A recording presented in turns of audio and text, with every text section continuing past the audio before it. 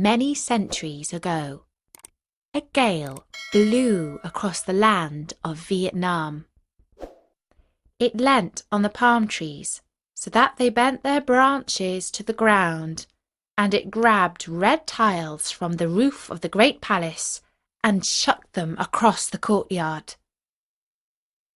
Out at sea, great waves made war on the cliffs, pounding at them with all the force of nature. Most of the local fishermen had seen the storm coming from afar, and had pulled their boats well back from the shore and tied them fast to the ground.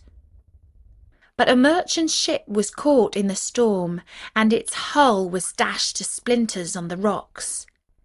Everyone on board was drowned, except for one.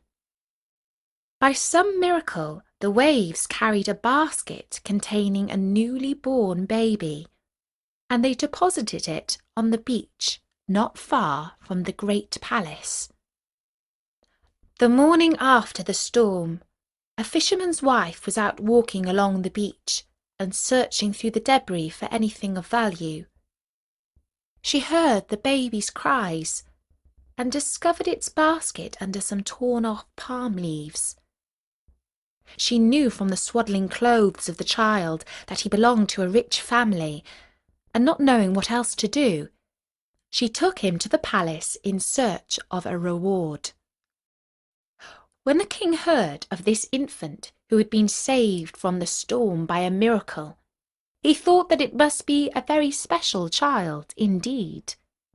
He adopted him as his own, and he grew up to be Prince Mai An Tiem. Mai An Tiem proved to be a popular young man, with wisdom and knowledge beyond his years. Often the king's counsellors would consult his opinion before reaching a decision, because he understood the king's heart and his wishes better than anyone else. His adopted father loved him as much, if not more, than his natural sons. When Mai An Tiem turned 20 years old, the king arranged for him to marry one of his daughters, Princess Kobar, who had been his friend since childhood.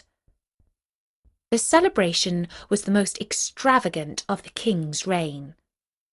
So much so that the king's own son, Prince Hao, grew envious, for the lavishness of the wedding party far exceeded his own.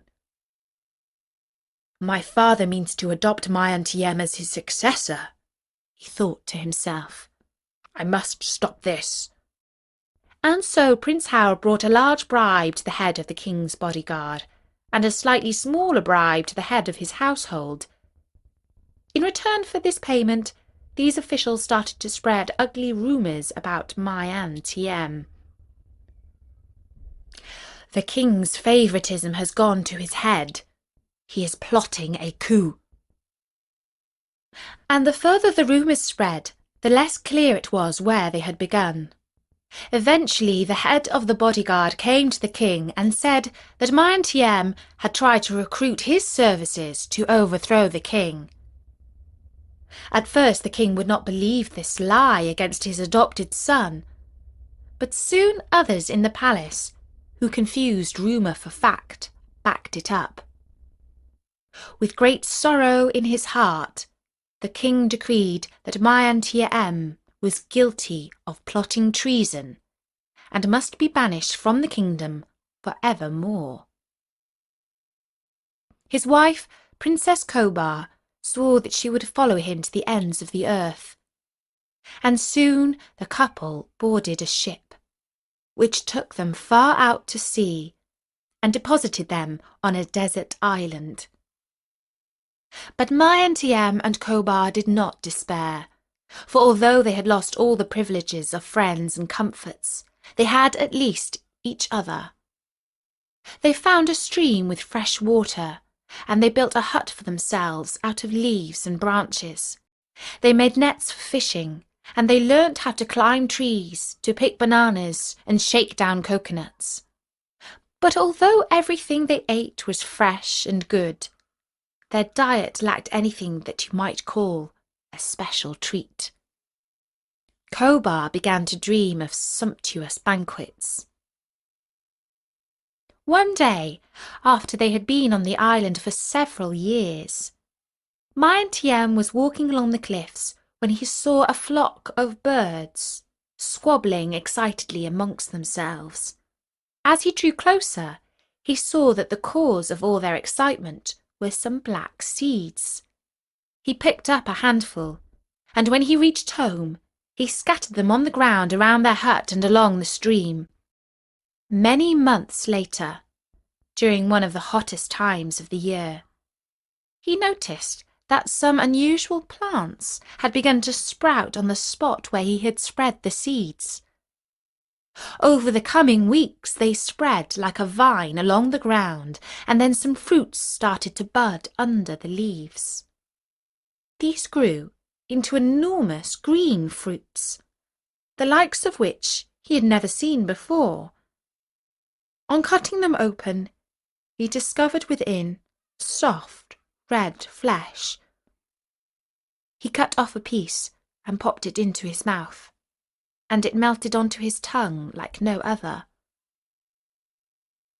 When a little later Kobar tasted the fruit, she was enormously happy and pleased. It was her first treat in 7 years. The couple decided to call the fruit red melon, and they were careful to spread the seeds and grow a second crop.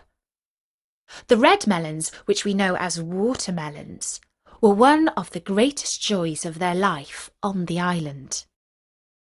One day, when Mai An Tiem was sitting on the beach contemplating the vast ocean and the way his life had turned out, he idly carved his name on a watermelon and tossed it into the waves, wondering where it would wash up.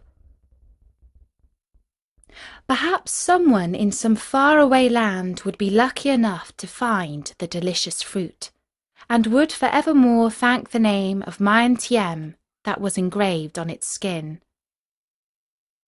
And just as the ocean had been a friend to Mai An Tiem when he was a baby, so it proved now. The current carried the watermelon back to the kingdom of Vietnam. A fisherman's wife found the wondrous fruit on the beach, and she took it to the palace in hope of a reward. When the king saw the name that was carved on the fruit, he marvelled at the reminder of his long-banished son. He tasted the red flesh of the fruit inside, and it was so delicious that he thought it was the greatest present that could be bestowed on a king who was so wealthy that he had every other pleasure that a human being could desire. He thought with love of Mai An Tiem, and in his heart he forgave him. And 2 weeks after that, a ship sent by the king came to the desert island to bring Mai An Tiem and Kobar back to the palace. Eventually, Mai An Tiem became the king of Vietnam, and he ruled wisely to the end of his days.